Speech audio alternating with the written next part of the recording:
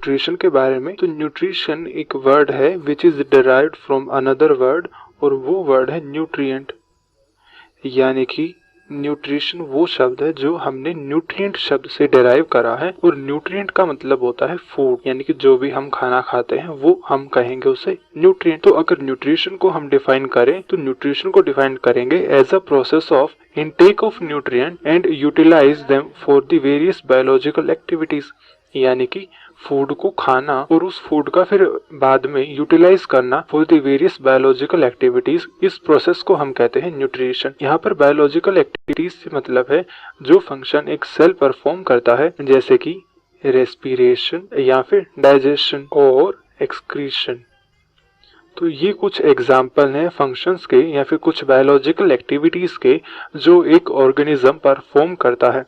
यानी कि जब हमने जो फूड खाया, जो हमने न्यूट्रिएंट लिया, उस न्यूट्रिएंट का यूटिलाइज करा है हमने इन सब प्रोसेसेस के को करने में, तो इसी प्रोसेस को हम ओवरऑल कहते हैं न्यूट्रिशन। अब न्यूट्रिशन हर ऑर्गेनिज्म में अलग अलग होता है। तो हम अगर मोड्स ऑफ न्यूट्रिशन की बात करें तो मोड्स ऑफ न्यूट्रिशन का मतलब होता है कि न्यूट्रिशन के टाइप्स कैसे हैं, क्योंकि हर ऑर्गेनिज्म चाहे वो यूनिसेलुलर हो या वो मल्टीसेलुलर हो, प्रोकैरियोट है या फिर एक यूकैरियोट, इन सब बेसिस के ऊपर उसका जो मोड ऑफ न्यूट्रिशन है यानी कि उसका जो फूड का टाइप है वो बदल जाता है। तो मोड ऑफ न्यूट्रिशन में जो मेन आता है सबसे पहले वो होगा ऑटोट्रॉफिक मोड ऑफ न्यूट्रिशन।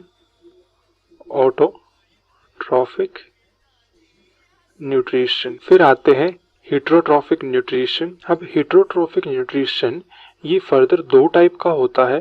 सबसे पहले आएगा सेप्रोट्रॉफिक न्यूट्रिशन, सेकंड आता है पैरासाइटिक न्यूट्रिशन। अब हम वन बाय वन इन सबको डिस्कस करेंगे। तो जो सबसे पहले टॉपिक आता है वो आएगा ऑटोट्रॉफिक न्यूट्रिशन का। अगर हम ऑटोट्रॉफिक न्यूट्रिशन में बात करें तो ऑटोट्रॉफिक जो वर्ड है वो दो अलग अलग शब्दों से बना है। उसमें सबसे पहले आता है ऑटो। ऑटो का मतलब होता है अपने आप यानी कि सेल, और जो ट्रॉफिक शब्द है ये जो वर्ड है वो रिलेटेड है टू द फीडिंग। यानी कि अगर हम इसका एक ओवरऑल मतलब देखें, ऑटोट्रॉफिक का मतलब होगा सेल्फ फीडिंग, यानी कि वो टाइप का न्यूट्रिशन जिसमें ऑर्गेनिज्म जो अपना फूड है वो खुद ही सिंथेसाइज करते हैं, यानी कि वो अपना फूड खुद बनाते हैं और फिर उसी फूड को यूटिलाइज करते हैं for the various biological activities.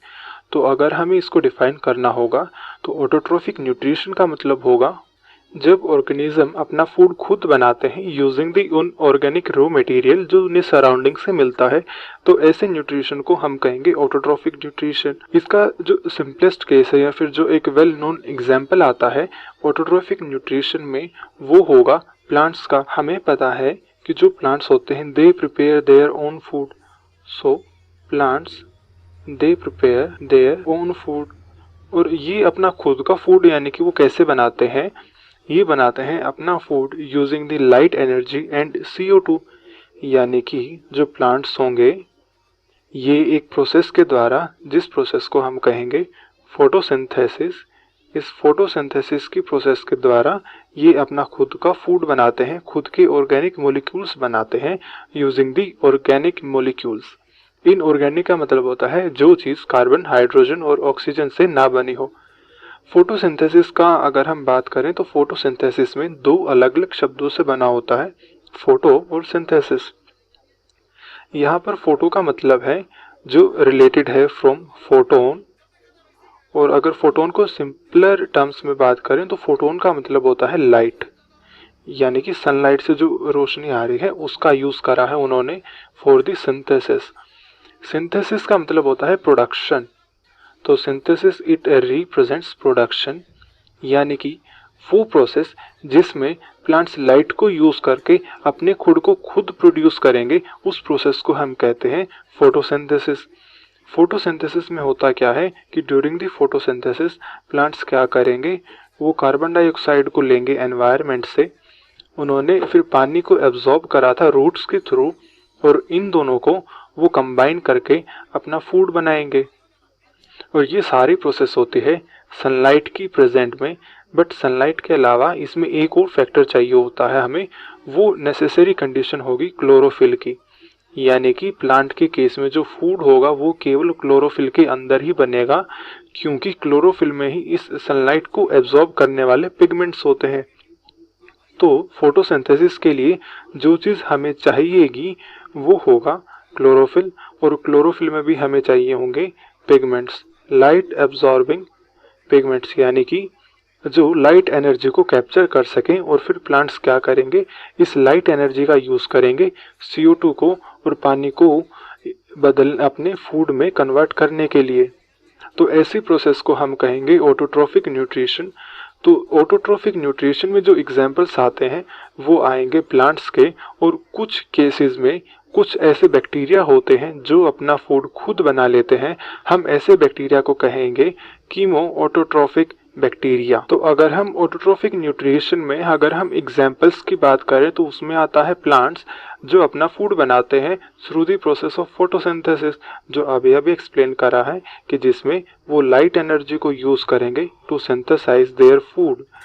जो दूसरा एग्जांपल आता है ऑटोट्रॉफिक न्यूट्रिशन में, तो वो आता है कीमो ऑटोट्रॉफिक बैक्टीरिया का। ये वो बैक्टीरिया है जो अपना फूड खुद बनाते हैं but they use the chemical energy, यानी कि वो लाइट एनर्जी का यूज नहीं करेंगे। इसमें यहाँ पर कीमो का मतलब है कि दे यूज सर्टेन केमिकल्स, और इन केमिकल एनर्जी से वो अपना फूड खुद बनाते हैं। तो ऑटो का मतलब होगा सेल्फ, और ट्रॉफिक का मतलब होता है related to the its feeding habit, यानी कि वो बैक्टीरिया जो अपना फूड खुद बनाए using the chemical energy of certain chemicals, those are the chemo autotrophic bacteria. अब जो ऑर्गेनिज्म अपना फूड खुद बनाते हैं, यानी कि जिन ऑर्गेनिज्म में जो मोड ऑफ न्यूट्रिशन है वो ऑटोट्रॉफिक मोड ऑफ न्यूट्रिशन है, इन ऑर्गेनिजम्स को हम कहेंगे ऑटोट्रॉफ्स। ऑटोट्रॉफ्स का मतलब होता है वे ऑर्गेनिज्म जो अपना फूड खुद बना ले और किसी एक दूसरी लिविंग ऑर्गेनिज्म पर अपने फूड के लिए वो डिपेंडेंट नहीं है। अब हम बात करेंगे हेटेरोट्रॉफिक न्यूट्रिशन की। तो हेटेरोट्रॉफिक न्यूट्रिशन में जो हेटेरोट्रॉफिक है वो दो अलग अलग शब्दों से बना हुआ है। उसमें सबसे पहले है हेटेरो और दूसरा है ट्रॉफिक। हेटेरो का मतलब होता है डिफरेंट और ट्रॉफिक का मतलब होता है विद रिलेटेड टू न्यूट्रिशन, यानी कि ये वो टाइप का न्यूट्रिशन है जिसमें ऑर्गेनिज्म किसी दूसरे यानी कि एक डिफरेंट ऑर्गेनिज्म पर डिपेंडेंट होते हैं अपने फूड के लिए। तो अगर हमें हेटेरोट्रॉफिक न्यूट्रिशन को अगर डिफाइन करना हो तो वो होगा कि it is a type of nutrition in which organisms they derive energy from food prepared by other organism, यानी कि ये वो टाइप का न्यूट्रिशन है जिसमें ऑर्गेनिज्म डेराइव मतलब होता है एनर्जी का लेना, यानी कि ऑर्गेनिज्म एनर्जी लेगा उस फूड से जो किसी दूसरे ऑर्गेनिज्म ने बनाया है, यानी कि जो फूड फोटो ऑटोट्रॉफ प्रिपेयर करेंगे उस फूड से अगर कोई दूसरा ऑर्गेनिज्म एनर्जी ले, यानी कि उस फूड को अगर वो कंज्यूम करे तो वो होगा हेटेरोट्रॉफिक न्यूट्रिशन। फॉर एग्जांपल अगर हम बात करें ह्यूमंस की, तो हमें पता है ह्यूमंस जो मेजॉरिटी ऑफ द डाइट है वो इंक्लूड करती है व्हीट एंड राइस को, और हमें पता है व्हीट एंड राइस में जो स्टोर्ड फूड होगा कि इन दोनों में जो फूड होता है it is stored in form of carbohydrates, यानी कि ये दोनों प्लांट हैं जो अपना फूड बनाते हैं और अपने फूड को ये स्टोर करते हैं कार्बोहाइड्रेट की फॉर्म में। तो जो व्हीट और जो राइस वाले प्लांट्स हैं वो हैं हमारे ऑटोट्रॉफिक, यानी कि जिनका न्यूट्रिशन ऑटोट्रॉफिक हो। लेकिन जब हम व्हीट और राइस को जब ह्यूमंस कंज्यूम करेंगे तो उस केस में ह्यूमंस एक कार्बोहाइड्रेट यानी कि एक फूड को खा रहे हैं जो किसी दूसरे ऑर्गेनिज्म ने बनाया था, यानी कि व्हीट और राइस प्लांट ने बनाया था, लेकिन उसका जो यूटिलाइजेशन है एनर्जी जो उससे ली है वो ह्यूमंस ने ली है। तो ऐसे केस में जो ह्यूमंस का न्यूट्रिशन होगा, ह्यूमंस ऐसे केस में आते हैं अंडर द हेटेरोट्रॉफिक न्यूट्रिशन। तो यहाँ जो न्यूट्रिशन का टाइप होगा वो होगा हेटेरोट्रॉफिक। अब हेटेरोट्रॉफिक न्यूट्रिशन में ज़रूरी नहीं कि हम एक प्लांट से ही ले, हो सकता है कि इस प्लांट को किसी फॉर एग्जांपल हमने मान लिया किसी दूसरे ऑर्गेनिज्म ने खाया है। अगर हम एग्जांपल लें कि मान लिया जो ये प्लांट का फूड था वो प्लांट का फूड खाया है किसी रैबिट ने, और फिर इस रैबिट को हमने खाया, यानी कि फिर रैबिट को कंज्यूम करा है ह्यूमंस ने। तो इस केस में जो रैबिट होगा वो भी एक हेटेरोट्रॉफ होगा, और जो रैबिट का फूड है वो ह्यूमंस ने कंज्यूम करा है। तो ह्यूमन यहाँ पर भी हेटेरोट्रॉफिक न्यूट्रिशन में आते हैं क्योंकि ह्यूमन अपना फूड खुद नहीं बना सकते। तो जितने भी एनिमल्स हैं सारे के सारे एनिमल वो डिपेंडेंट होते हैं ऑन द प्लांट्स तो animals they are dependent on the plants for the food. तो जितने प्लांट्स हैं वो सारे ऑटोट्रोफिक न्यूट्रिशन के अंडर आते हैं और जितने एनिमल्स हैं वो सभी एक हीटरोट्रोफिक न्यूट्रिशन के अंडर आते हैं। अगर बात करें हीटरोट्रोफिक न्यूट्रिशन के टाइप के बारे में, तो जो हीटरोट्रोफिक न्यूट्रिशन है इसमें दो मेन टाइप्स होते हैं। सबसे पहले आता है सैप्रोफिटिक न्यूट्रिशन या फिर सैप्रोफाइटिक न्यूट्रिशन और दूसरा आता है पैरासाइटिक न्यूट्रिशन। जो ऑर्गेनिज्म सैप्रोफाइटिक न्यूट्रिशन को कंज्यूम करते हैं, यानी कि वो ऑर्गेनिज्म जिनका न्यूट्रिशन सैप्रोफाइटिक टाइप का होता है, उन ऑर्गेनिजम्स को हम कहेंगे सैप्रोफाइट्स। और जिन ऑर्गेनिजम्स का मोड ऑफ न्यूट्रिशन होता है पैरासाइटिक, उन ऑर्गेनिजम्स को हम कहेंगे पैरासाइट्स। अब हम बात करेंगे सैप्रोफाइटिक न्यूट्रिशन की। और सैप्रोफाइटिक न्यूट्रिशन में जो सैप्रोफाइटिक शब्द है ये दो अलग अलग वर्ड से बना हुआ है। उसमें सबसे पहले है सैप्रोस, और इस सैप्रोस का मतलब होता है dead and decaying matter. It represents dead and decaying matter. और जो फाइटिक है वो अगेन रिलेटेड है विद द न्यूट्रिशन, यानी कि ऐसा न्यूट्रिशन, ऐसा केस जिसमें जो ऑर्गेनिज्म है वो न्यूट्रिशन ऑब्टेन करता है एक डेड एंड डिकेइंग मैटर से, यानी कि एक रोटन चीज से। रोटन का मतलब होता है गला हुआ या फिर सड़ा हुआ। तो वो ऑर्गेनिज्म जो अपना फूड ऑब्टेन करते हैं from a dead and decaying और रोटन मटेरियल या फिर ऑर्गेनिक मटेरियल, उनको हम कहेंगे सैप्रोफाइटिक न्यूट्रिशन। और जो ऑर्गेनिजम्स इसको परफॉर्म करते हैं, यानी कि जो ऑर्गेनिज्म इसके ऊपर डिपेंडेंट होते हैं, वो ऑर्गेनिज्म होते हैं सैप्रोफाइटिक ऑर्गेनिज्म। तो अगर हम सैप्रोफाइटिक न्यूट्रिशन को डिफाइन करेंगे तो वो होगा, it is a type of nutrition in which organisms obtain their food from dead and decaying matter.